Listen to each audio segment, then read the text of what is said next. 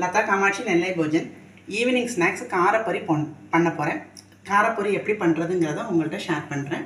அரைப்படி பொரிக்கு stove on பண்ணி கடாயில் 1 spoon refined oil விட்டுருக்கேன். தேவையான அளவு உப்பு, மஞ்சப்பொடி,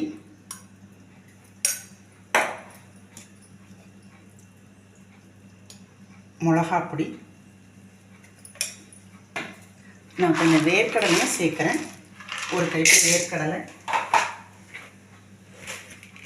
அப்படியே பொரியை போட்டு அப்படியே கிண்ட வேண்டியதான். இப்போ நல்லா அதோட எல்லாத்தோட மசாலோடு சேர்த்து பொரியை நல்லா பரட்டியாச்சு. இப்போ ஃபைனலாக கருவேப்பிலையை நான் ஏற்கனவே பொரிச்சு வச்சுருந்தேன், அதையும் சேர்த்து பரட்டினா சூடான சுவையான ஈவினிங் ஸ்நாக்ஸ் காரப்பொரி ரெடி. இந்த ரெசிபி பிடிச்சிருந்ததுன்னா நீங்களும் இதே மாதிரி செஞ்சு